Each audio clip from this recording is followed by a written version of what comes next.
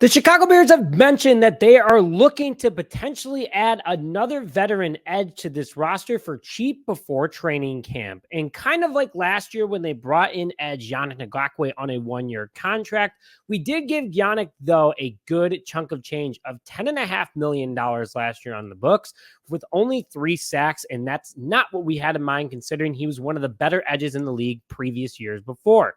And could they bring Yannick back? Absolute possibility. He knows this defense, he knows this locker room, and could be an instant impact, and really did start to heat up with Montez Sweat last year. But if they don't go with him, and if they go with someone else in free agency at the moment, let's say sign a guy to a 1-year, $5-6 million contract, there is a good option out there that I have actually hit on before. But the more that I think about it, I think that he would be a great fit for this team.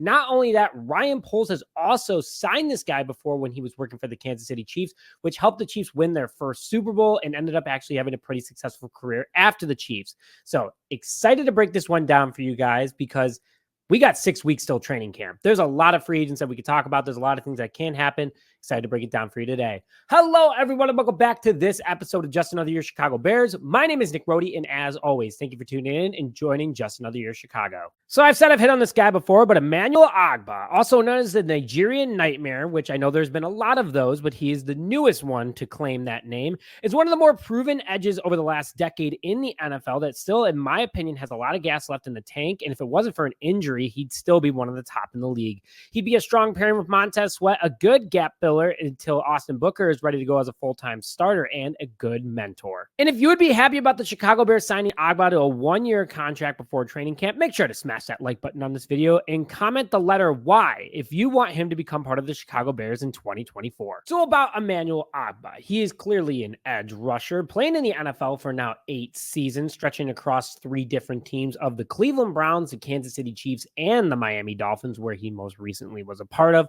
Mostly with the Dolphins, especially the last 4 seasons, where he got paid because of his play over in Cleveland and the Chiefs, and winning a Super Bowl obviously helps your stock and your contract value. Standing at 6'4", 275 pounds, not nearly as tall as Montez Sweat, but dude is built like a tank and 15 pounds heavier. And next to Khalil Mack, he actually makes him look small. So Ogbah is a pretty big guy that also is very athletic and has really good strength. He is 30 years old, so he is on the wrong side of 30 now, but he's a young man still. I'm not saying 30 is old by any means, but in the NFL, we obviously know under 30 is always something good to have.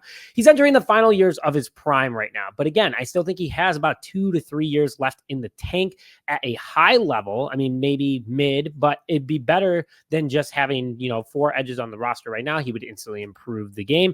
And if he can dig deep and have the stats that he had in 2021 and 2022, watch out. So overall, his career is very impressive in my opinion, minus last year, but he's had a very respectful career overall. He's played in 107 games with 268 tackles, 158 of them being solo, 41 tackles for loss, 101 quarterback hits, 42.5 sacks, 39 pass deflections, 8 forced fumbles and 4 fumble recoveries, and 1 interception.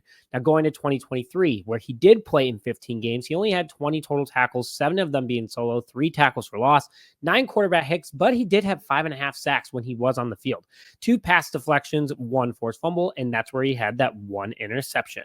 So a few call outs with those stats though, is that, obviously 5.5 sacks is more than most of our guys had on the team this year, minus Montez Sweat, but he did have an immediate impact. A lot of teams worked around him. A lot of teams still know that he can be a dangerous player when he is on the field, and he fought through injuries and did play in 15 games, so that's very exciting to see. But a few overall call-outs from his career, because 2021, it was a very special year for him.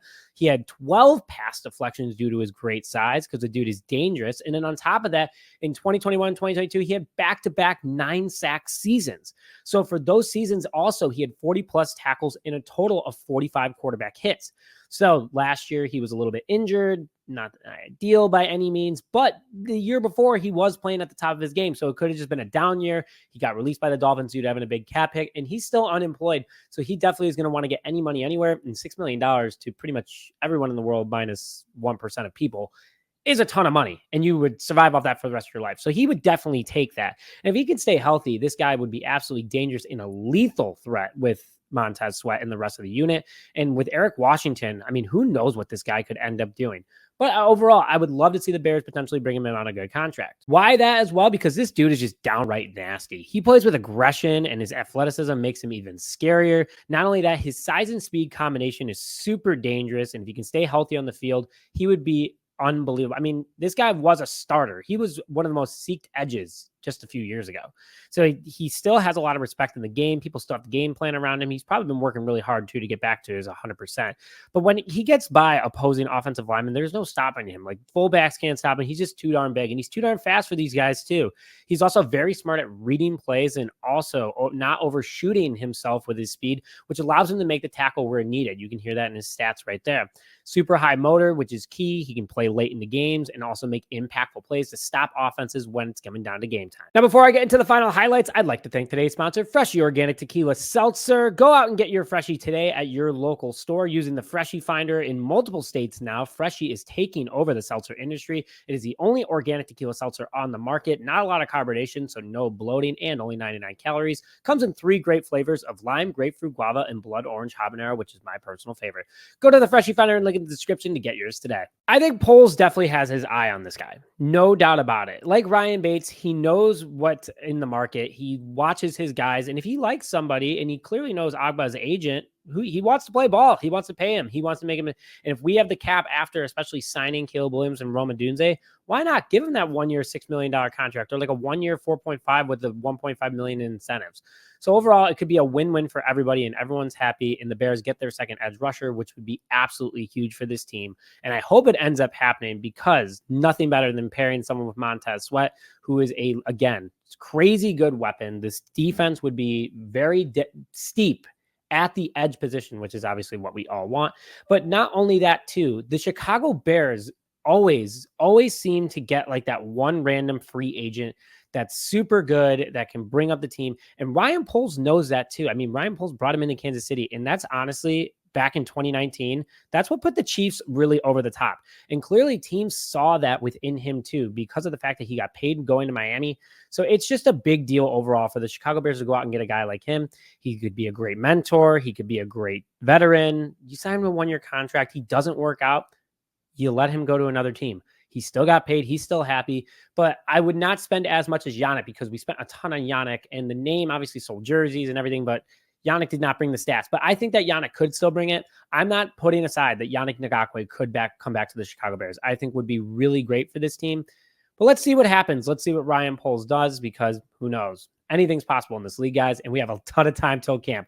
So thank you, as always, for tuning into this episode of Just Another Year Chicago Bears. Please put your thoughts and comments in the comment section below. Like this video if you haven't already, and please subscribe to stay up to date on all Chicago Bears news and notifications. But with that, thank you as always for tuning in, and bear down, baby.